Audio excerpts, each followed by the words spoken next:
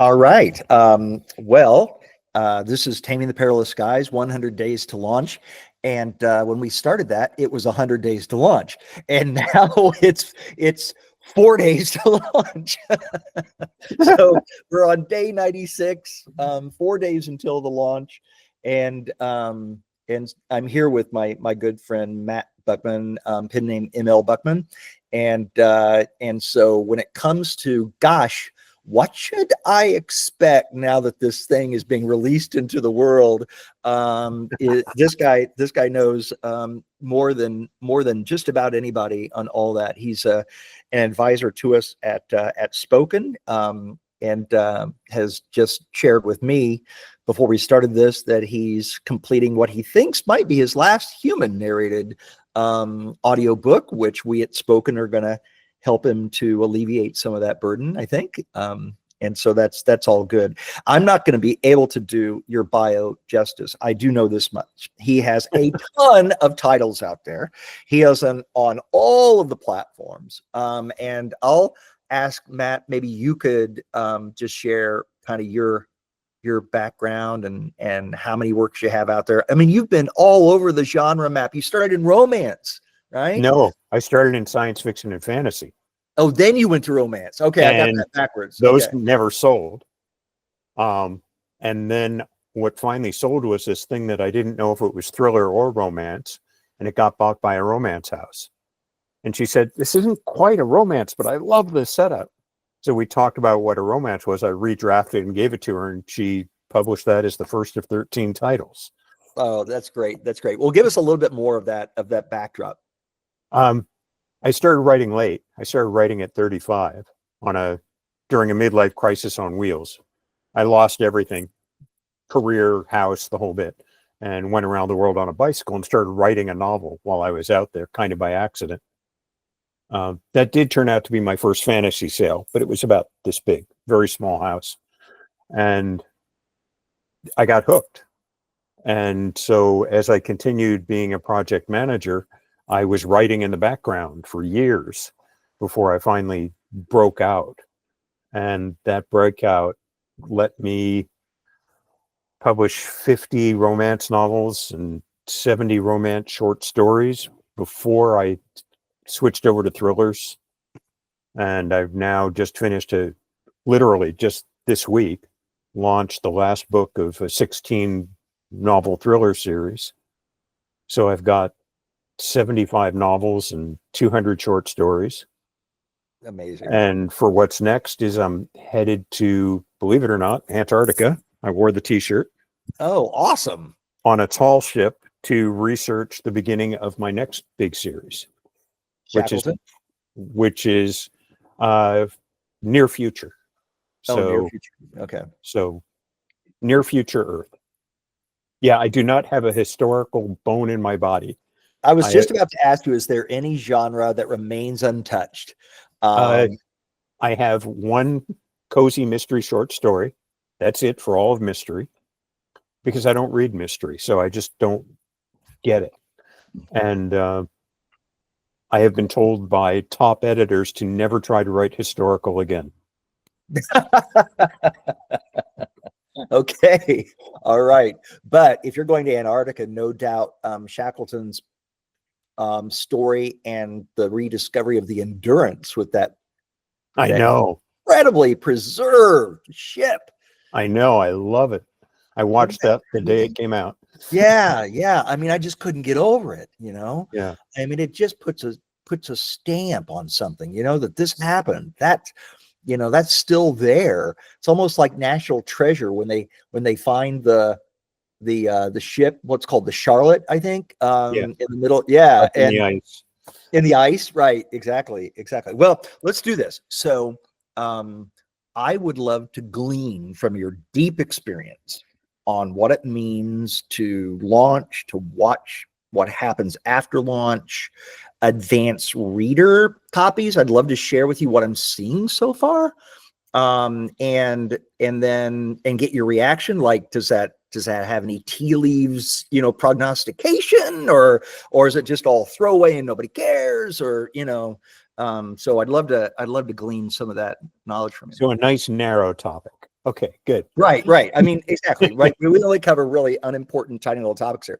So I'm gonna ship. Let's start with that. Okay. So the backdrop of this is that at Worldcon, which was in Seattle this year, which was fantastic, I distributed about 130 advanced reader copies. Flawed advanced reader copies. I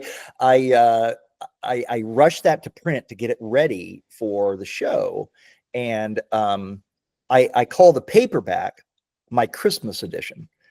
And the reason I call it my Christmas edition is because at the top of every other page is my name, and my last name, Marshall, is missing an L. And so I call it my Christmas edition because it's my first no L. Oh, nice. So it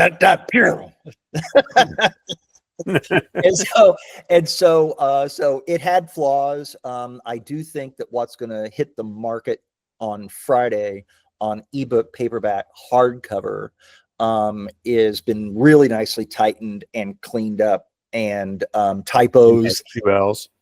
I have 2 L's. The hardcover now has quotes on each side of the quotation at the top of the page instead of only one side.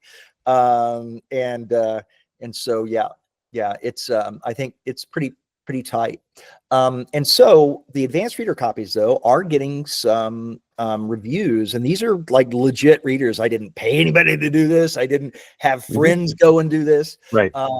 These are actual advanced reader copies. I wish I would have gotten more reads of it, but that's only been a couple of weeks. And when I get, you sent a reminder. I've sent 2 reminders, okay, and I'll send a third here probably today or tomorrow.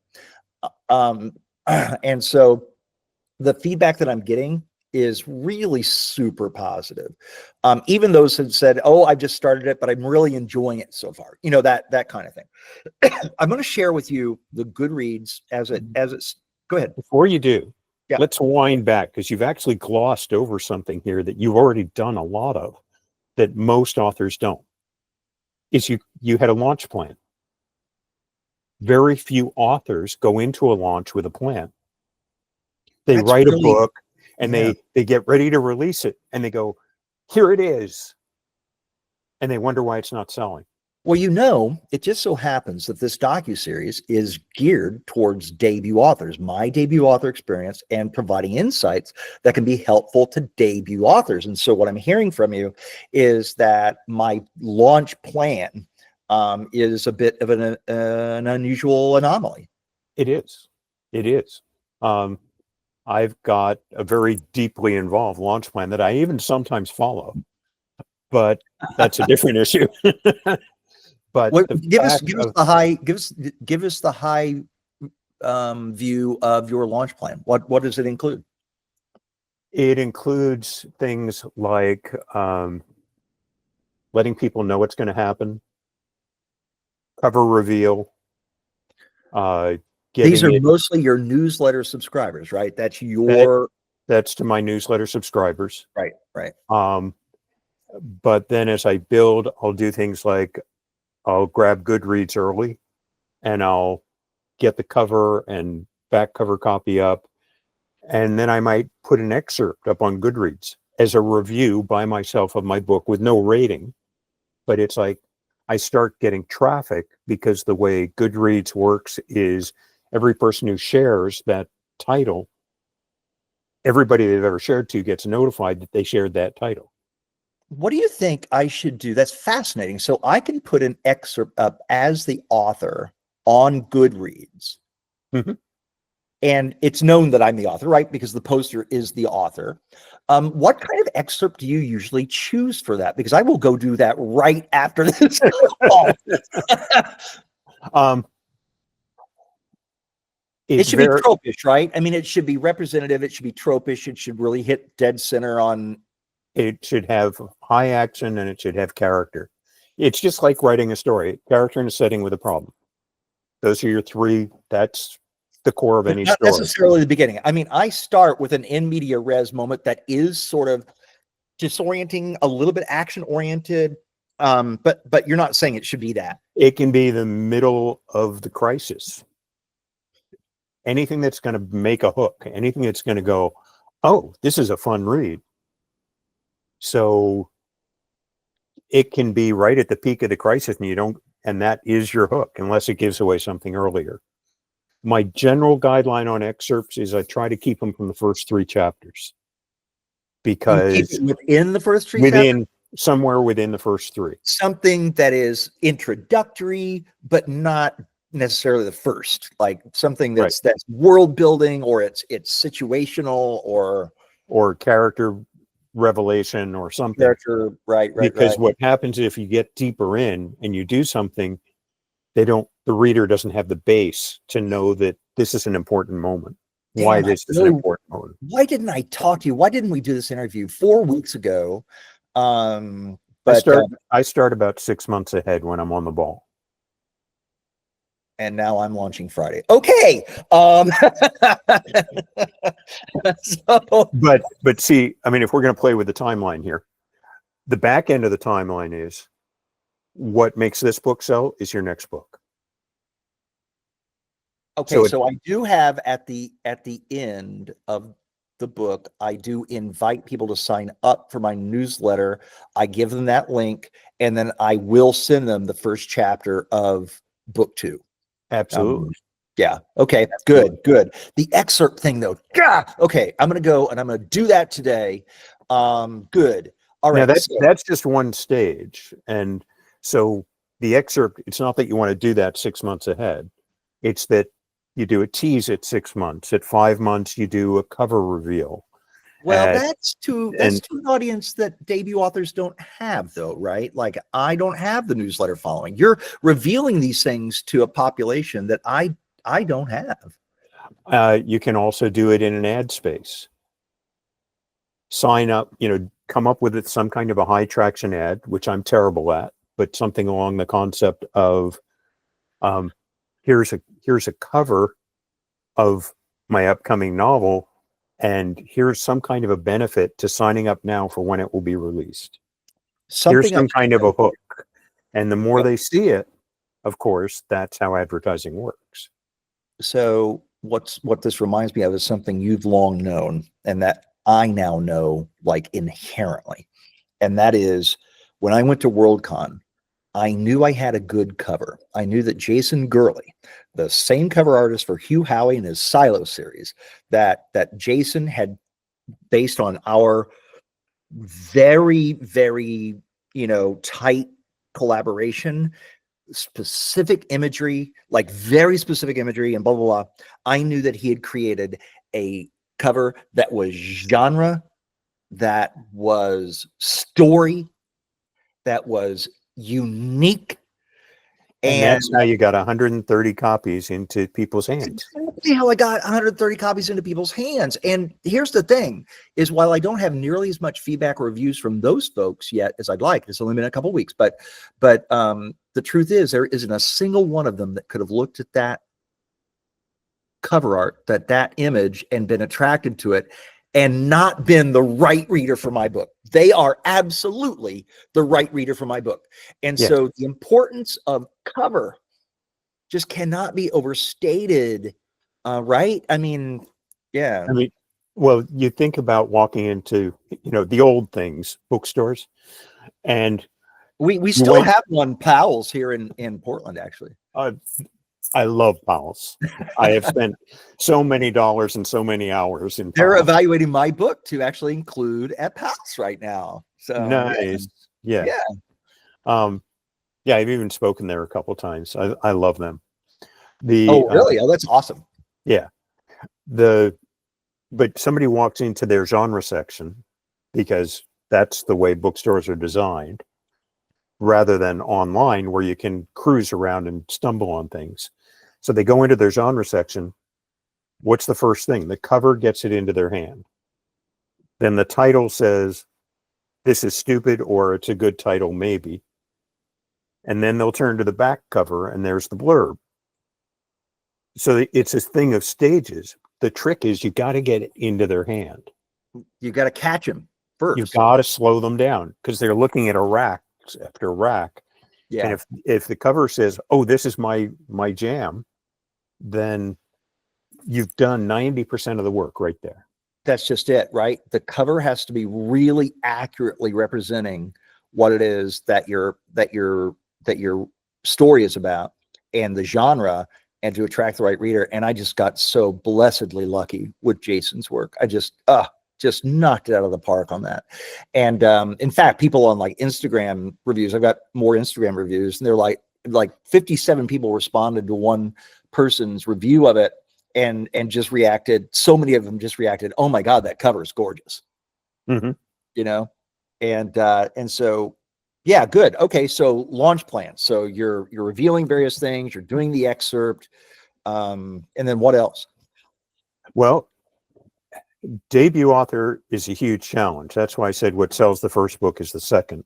What actually sells the first book is, unless you have something really unique going on or you're an amazing marketer, which I'm not, what really sells the first book is the fifth one or the eighth one or the 10th one. And somebody goes, whoa, and they go back and they binge. Yeah.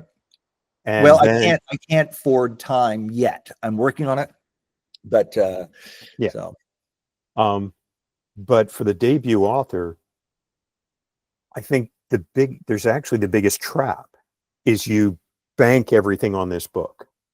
You're convinced this is the be all and end all.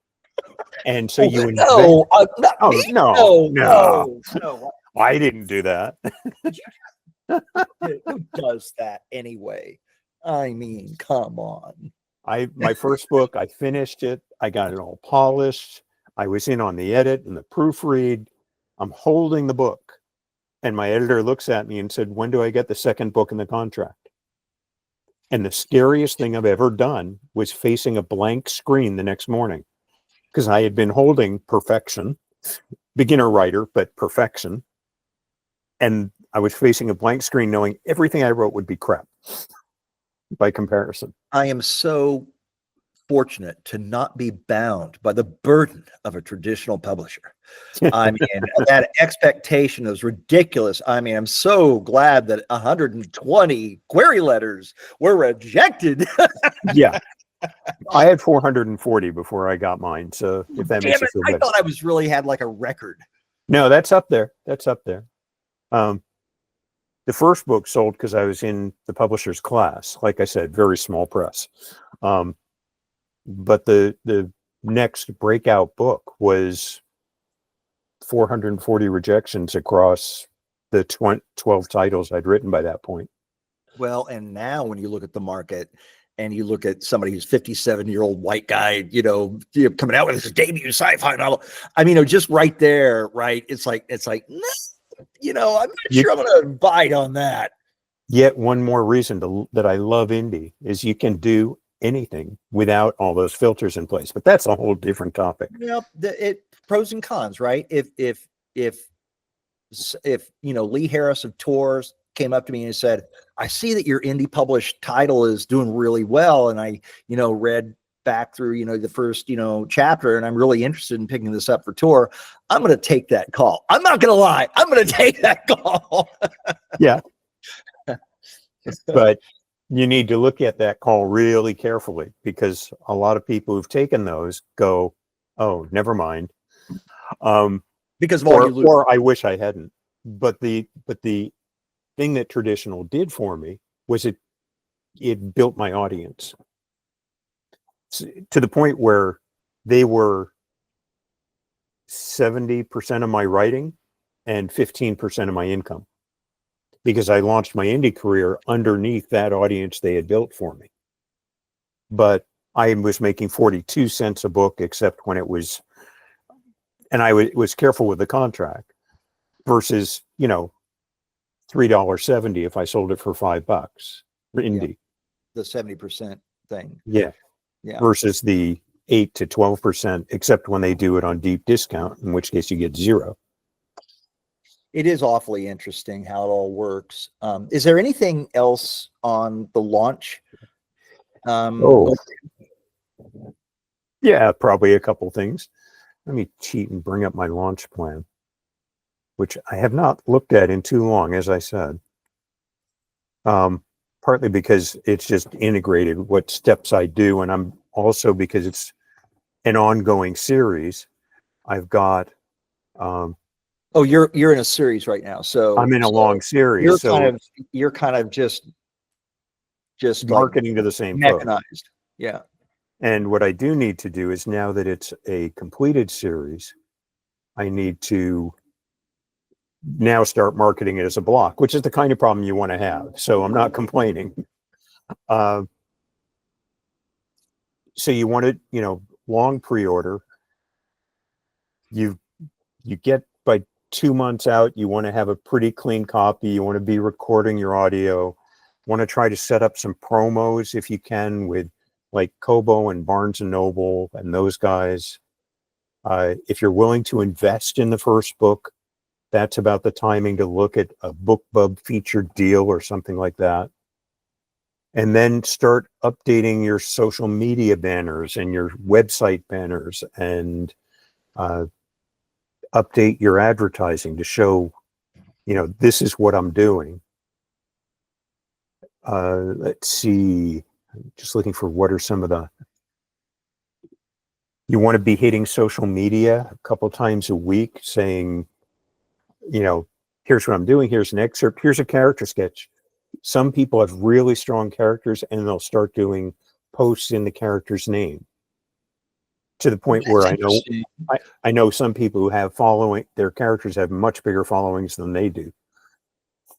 One of the things we're doing with mine, and that's going to come out on Thursday, is that my team, I don't know if you've seen the spoken trailers. I've seen some of them. So they're producing just a kick-ass 1.5 minute trailer for Taming the Perilous Skies.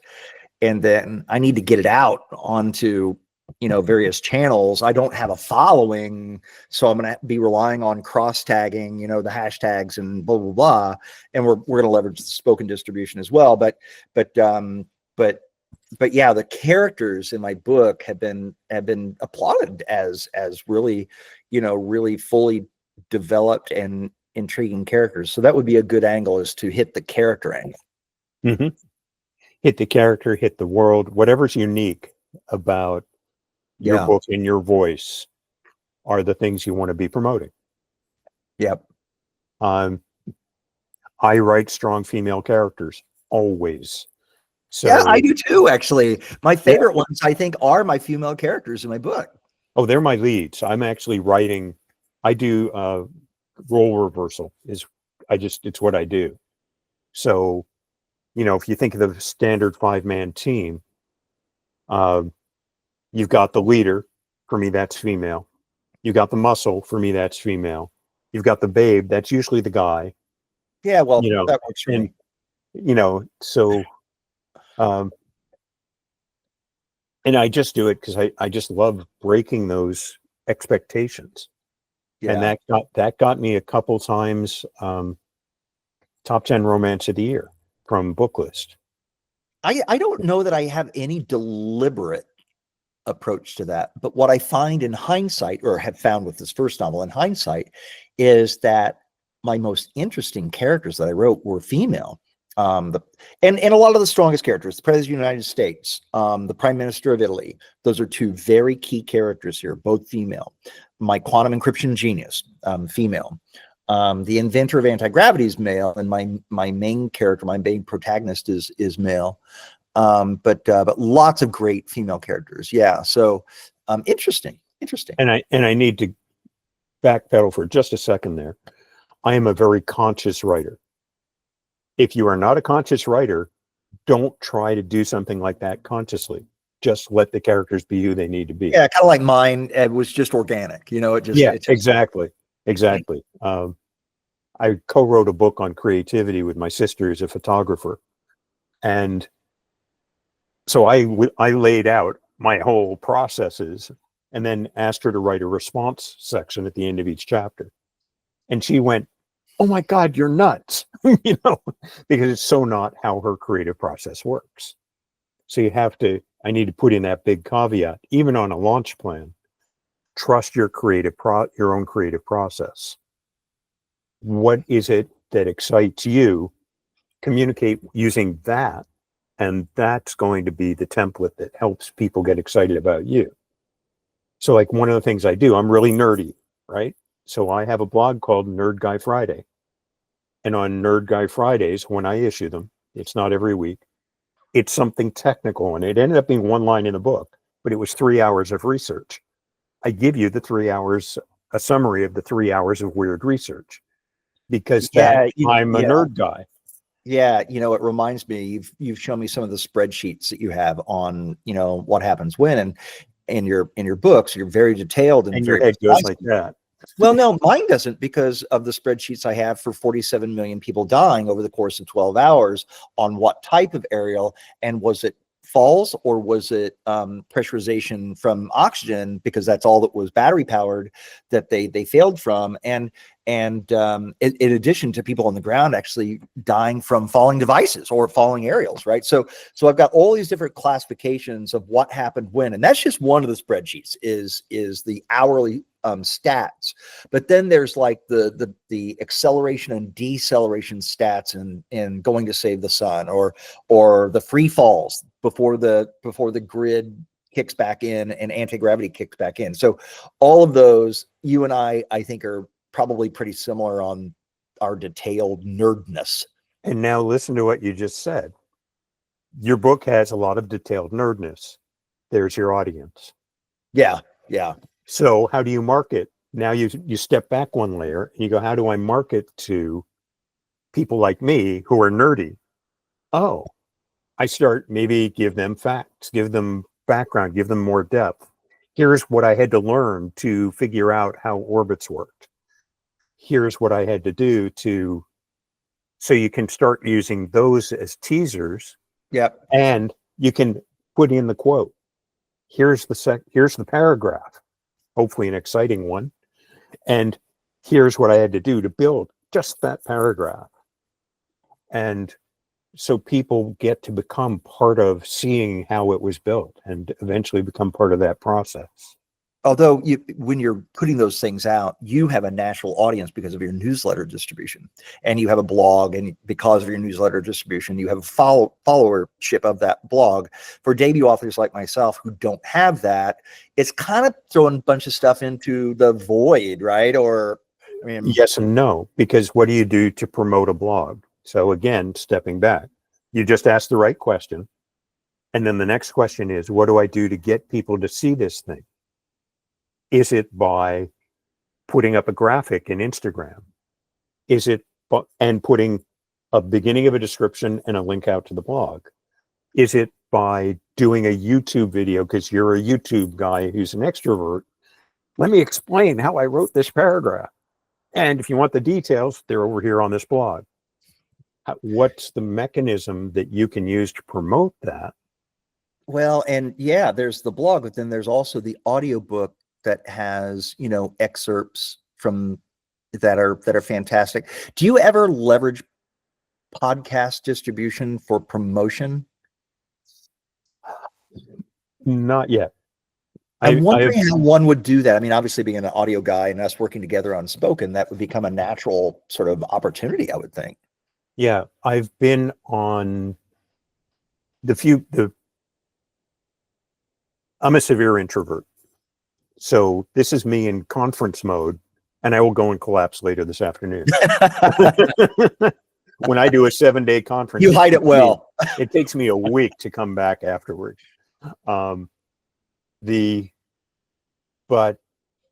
podcasts that I've been on have been typically to talk about a nonfiction concept I cooked up. So I've been on nonfiction podcasts, which does nothing to do to promote my fiction.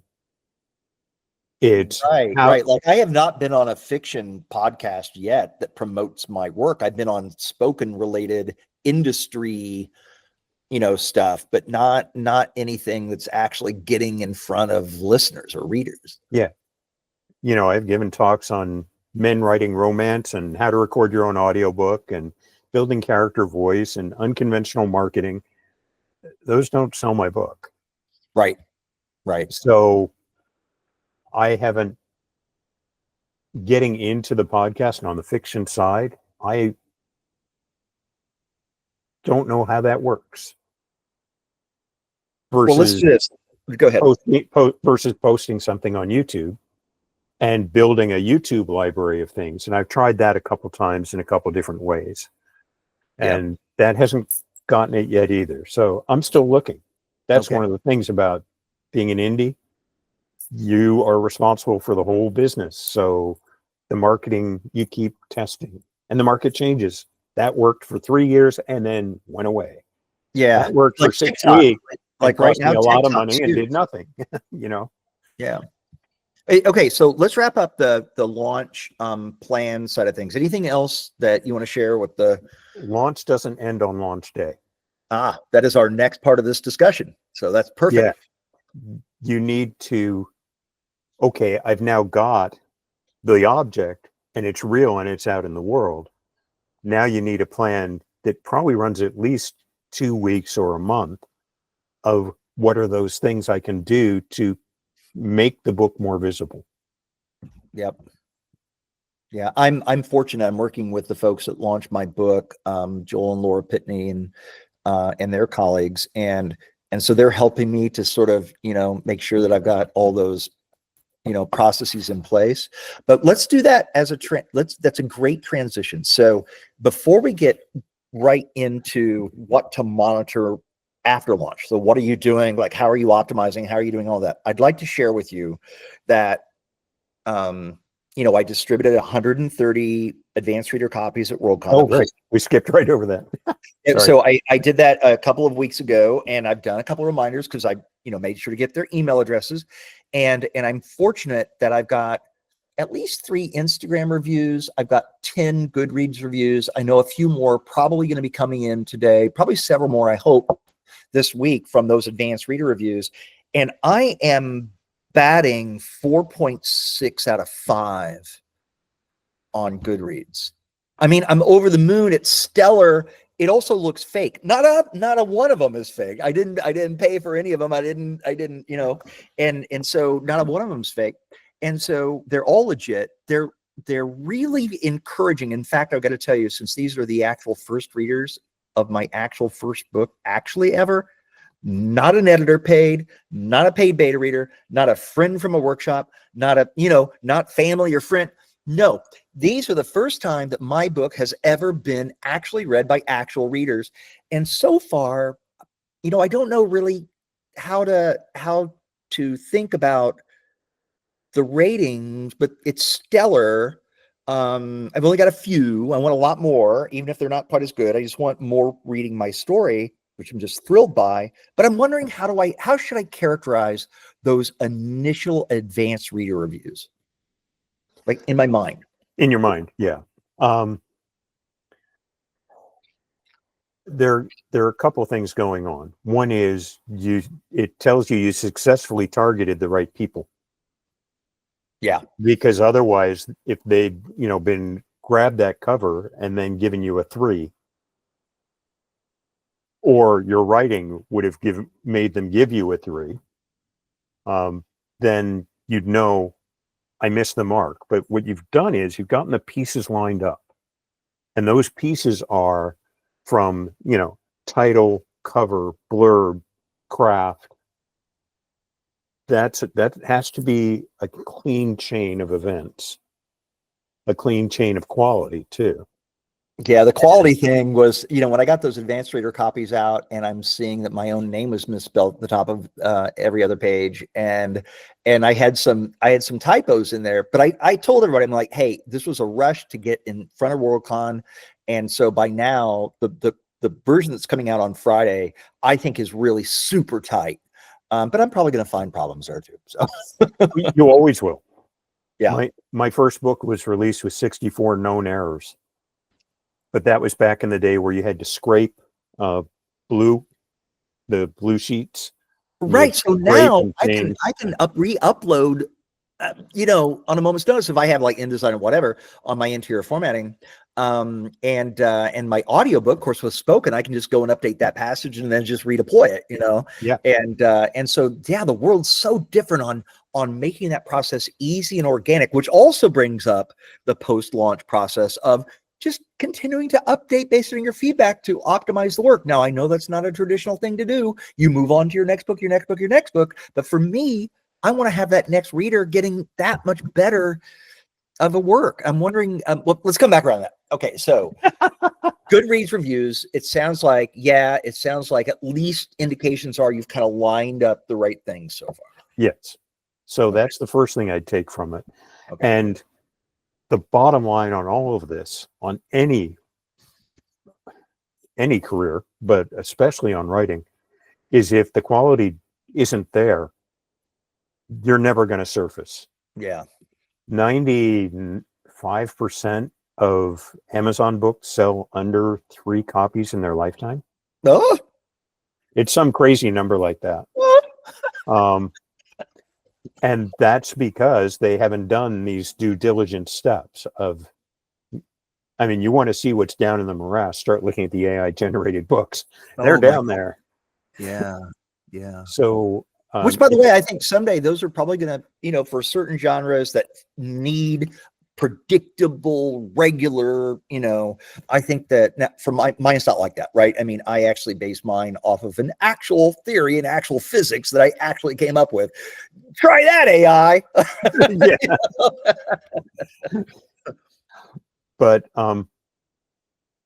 ignoring that whole argument back and forth, the quality has to be there.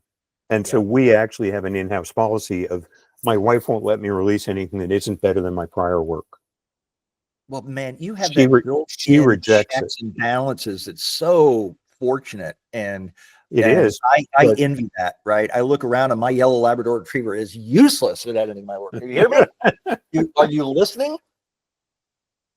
But part of the way around that is look at who gave you the good reviews. Those are fans. Those are now first readers. Yeah. And so you could, one thing, and so we're now backing into launching book 2, and you're talking about to the market of the right people using knowledge from number 1 to fix number 2 to adjust its course. What you do is you take your fans and you say, here's a rough draft. Okay, you get the rough draft, like Stephen King says, door closed. Nobody sees my rough draft, not even my wife. When I get to rough draft, it goes out to about 5 people. And those 5 people are super fans. Yeah. And they give me feedback that says, what the hell were you thinking here? And it's like, oh, right, duh. Because I was down in the trees and they're watching the forest. So they're people who will give me absolutely honest feedback. So don't ever think about going back and revising book 1. It's a road to nowhere. I spent 7 years revising my masterwork. That is the worst selling book I ever had. It's so easy now to tweak it if you know that there's a problem that can be slightly better, and it takes 2 minutes. There's no reason not to. But, okay, my good friend Scott William Carpenter came up with WIBO. WIBBOW.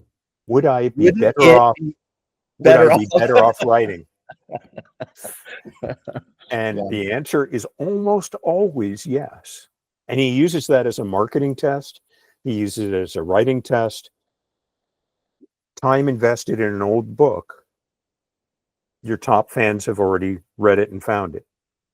Yeah. Getting the second book out is the best marketing you can do for your first book. So I fix typos, but you know what I do? I let them collect. Yeah. People send me typos. Right. And it's like, okay, this is bad. Or 3 months go by, get your next one in, right? Get your next. Right. Especially because I have the book uploaded in 8 sites. So it takes time to update a book. Yeah, that's true. I don't really plan on doing that. I've got my Ingram Spark and my Amazon KDP. So we'll see. Anyway, because we only have a limited amount of time, I do want to turn the focus for our viewers here, our debut author viewers, to, okay, you've launched. What does that immediate process look like of optimizing, of monitoring, blah, blah, blah? I don't know, because I've not arrived there yet. So what does that look like for you?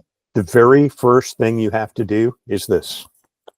Oh, you have to. So, because if you don't, you're headed down the road to burnout. Well, I'm throwing You- a party Saturday. My launch is Friday. I'm throwing a party Saturday. So- Good. Most people don't think to do that, or they get so into the congratulations they never start book 2. They're like too pleased with themselves, and they become one book I'm about a authors. third of the way through book 2 on just that Awesome. first. Yeah, but I've stalled it a long time ago because it's spoken, right? I mean, I'm running a company now, and so it's been consuming my time. Yeah. So what you do is, at a book launch, it's a bell curve. Your attention builds, you get to the launch point, and the attention falls off. Your attention that you're applying to that book. And then long term, it never goes to zero. So you keep giving it attention. Maybe you launch a short story to help boost it. You launch a sequel. You find some way that it's marketable to a press release. Somebody makes a discovery, and you contact the press and say, "Hey, I've got a book that's, right down this path. If you want to mention it, or here's the research I did," or something.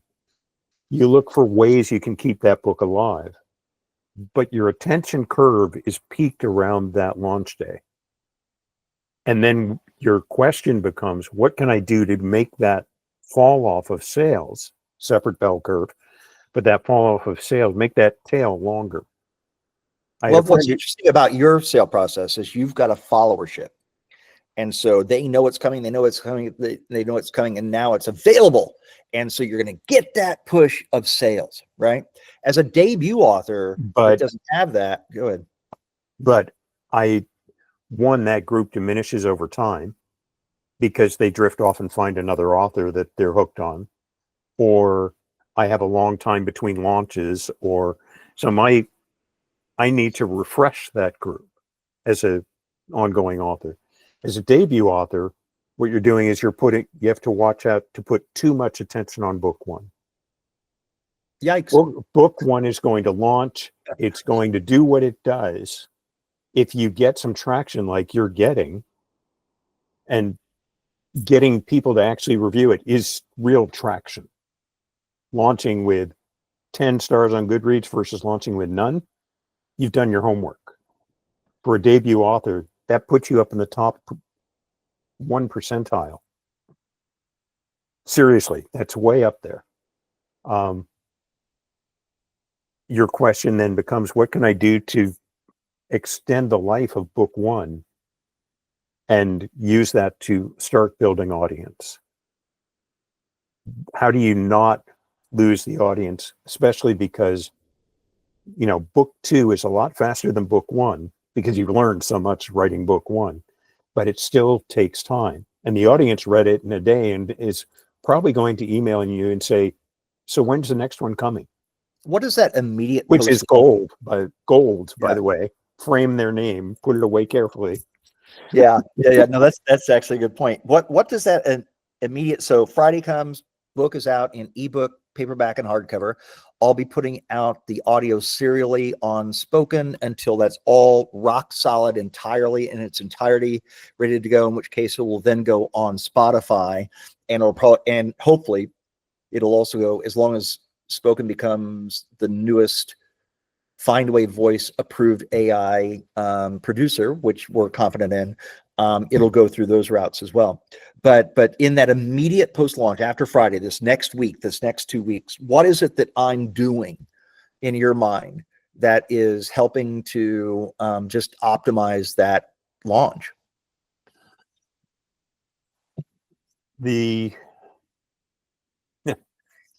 When you find out, tell me. Okay, sorry. I know you said that you're not really much of a self-launch, kind of person, but you have a plan. I mean, you've done this. What do you usually look at right after a launch? Is it just sales, or do you do other things? I'm mostly looking at sales, and if I'm doing any kind of marketing, am I getting the hits? It's a time you've gotten through the launch. Yeah. It's time to tune the message. You can now see what's working. You're getting feedback. You can start incorporating quotes from your reviews into that feedback, into those promotions and ads. Um, anybody who was helpful, say thank you. Anybody who put up a review, say, especially early on, say, would you like a clean copy of the ebook? Let me send it to you. Anything that gets you planted in their mind as good guy, good book. Because that way they're going to tend to remember you more. And now once you start doing that, you start seeing sales, start thinking about what can I do to make these people loyal? So what can I do to make them, and is it starting a newsletter? Okay, you've got 5 people on your newsletter. What can you do to make it 10? What can you do to get let's talk them about that. So over to word of mouth? Yeah, with digital, with really every format now, and I've worked with my interior format folks at EM Tibbetts and company to make sure that we're pretty well locked and loaded on this. I put a couple of QR codes in, and also a couple of links. One is to sign up for the newsletter. You'll get the first chapter of the next book. Another is a separate little secret short story that answers the question at the end of chapter 43, but shouldn't have been inserted as chapter 44 because it would have been a distraction. But the answer to a question in chapter 43 is a QR code right after 43 that takes you to that story if you're so interested, right? Yep. And so doing some of those things, Starting to build community. Right. Yep, absolutely. Anything else come to mind? We're running up against the clock. I told you this would be 30 minutes, but it's so valuable to talk with you that I knew we You would. and I always have fun. And so what else comes to mind, either from me or other debut authors, like how to think about this? Get to writing, write your next book. The thing that's going to sell your first book is your second book, right? And so that's a really, really good insight. Right. And then what can you do to stand out of the crowd? Because, there are 3,000 new books every day, something like that. So it's crazy. So what are the layers? And you've got cover, you've got blurb, you've got quality of craft. So what are the other things you can do? And part of my push on that is, if you see what other people are doing, don't do that. Because that means that that highway is already pretty busy. Might even already be up at rush hour, slow down traffic. It's not going to gain you a lot. So what do you do to break sideways in some interesting way? And that's how I cooked up Nerd Guy Friday. That's how I cooked up, literally, I always have food in my books. I'm a foodie, among other things. So every book is now getting a recipe. Oh, that's cool. I like that. And I release it every month. My paperback came with my temporary tattoo that people in 2076 wear as legit tattoos. So yeah, that's all good stuff. Well, I do have to wrap up. So Matt, thank you. This is tremendously helpful. On that Nerd Guy Friday, if you would like a guest on Nerd Guy Friday and to do it more of as a interactive, I would think it would be great fun to share, to reciprocate spreadsheets, to share really nerdy spreadsheets. Oh, I've never gone there. It's always been about story. Okay, well, I'll have to think about that. Think about that. I think it'd be fun. I think it'd be fun to do that. So, or maybe what we should do is write a little nonfiction book together of spreadsheet nerds. Absolutely right. I got to tell you, I'm so good at formulas now on spreadsheets. It's nuts. So cool. All right, Matt, thank you. This has been tremendously helpful. Thank you for all your support. Taming the Perilous Skies coming out this Friday. And so, fingers crossed. Professional audiobooks in a click. Spoken.